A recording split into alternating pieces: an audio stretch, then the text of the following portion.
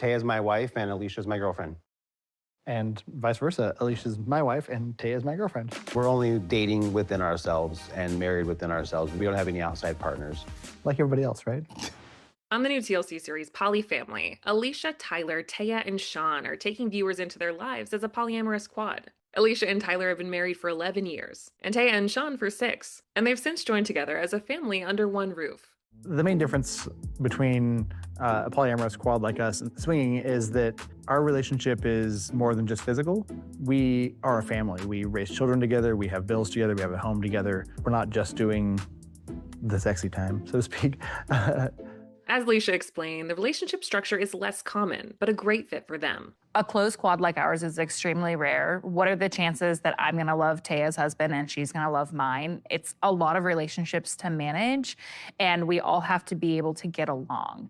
Being in a close quad isn't always the easiest thing, but it's definitely worth it to us. It all started when Alysia and Tyler matched with Taya and Sean on an app, and it wasn't long before sparks flew. Sean and I started talking more regularly on the phone, and then we were texting a lot and starting to catch feelings pretty quickly, which was really surprising because he's so different than Tyler in so many ways. It definitely took Taya and I a little bit longer to accept and admit that we had feelings. We started out just supposed to be kind of a hookup, something physical, and I mean, we're still hot and heavy. But as we went along and I got to know her a little better, I couldn't stop thinking about her, and I couldn't keep denying that I had these feelings that were forming. Before they met Taya and Sean, Alysia and Tyler welcomed 2 kids, Dylan and Raina, who now recognize all 4 as their parents. When we started out on a polyamorous lifestyle, we were really nervous for Dylan and Raina and what that might mean for them. Like, is it gonna lead to them getting bullied? Are they not gonna understand it? We want them to be able to choose a lifestyle that they want to have. Now, as they've gotten older, we've had all of the age-appropriate conversations about things, and they understand our family looks different than a lot of other families, and some people don't think that's a good thing. They understand a lot. Now their family has grown even more with 2 younger boys and another baby on the way. Since we've all been together, we've had 2 more children, Barrett, who's almost 2, and Carver, who is 16 months. So I birthed Dylan, Raina, and Barrett, and Taya birthed Carver, and now she's pregnant with our 5th baby, Quinton. We didn't just fall in love with Alysia and Tyler, but we fell in love with Raina and Dylan, and we've been able to create this big family with 4 parents where we can all help out and be there for each other. We've just been so lucky to be able to provide that for our kids. For the younger sons that were conceived after the quad was formed, the parents have decided not to find out who each child's biological father is. It's really important to us that we parent the boys equally, and not knowing their biology helps us do that.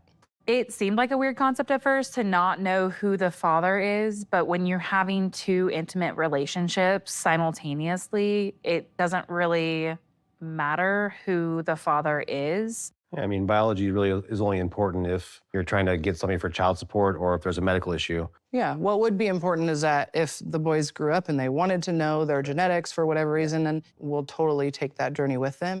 In their day-to-day life, the quad has some rules in place to keep things even between them. One is that each night, Sean and Tyler switch which partner's bedroom they sleep in. If it's Tyler's and my night together, then I'm gonna sit next to Tyler in the car, at dinner, on the couch, and Taya would be sitting next to Sean, but that doesn't stop me from giving Sean any sort of affection. I can still give him a kiss and a hug, and you know. You can.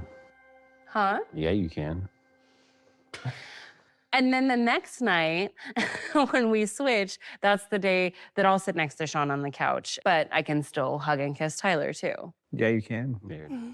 Their rules are a little different when it comes to any physical affection beyond that. Our main rule regarding sex is that since the guys switch bedrooms every night, you can be sexual with the guy that you're with in your bedroom that night. And then if you would like to be intimate with them again, you wait until your next night with them.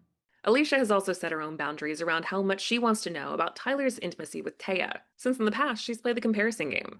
Alicia's used the word jealousy when it comes to the sex conversations, but it's not. I think it's competition. I think that she doesn't want to know how often is a big part of it and how kinky it is, because neither of those things are things she wants to do. And she doesn't want to feel like she has to keep up with me. I had to put in my own boundary, my own rule, that I don't want to hear about Tyler and Taya's sex life. It still is really hard for me.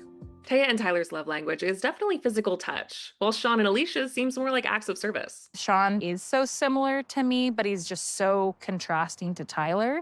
Tyler, he'll do anything that I want if I ask him.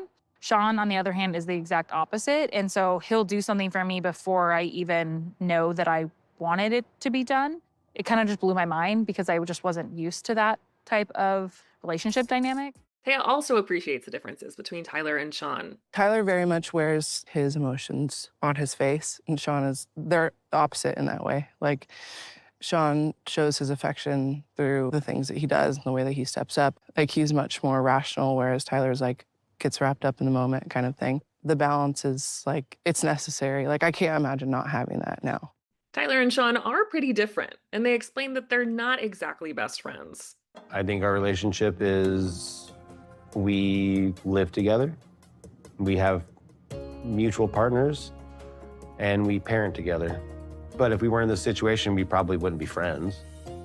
One instance of butting heads came when Sean reminded Raina that she was grounded and couldn't keep talking to Tyler.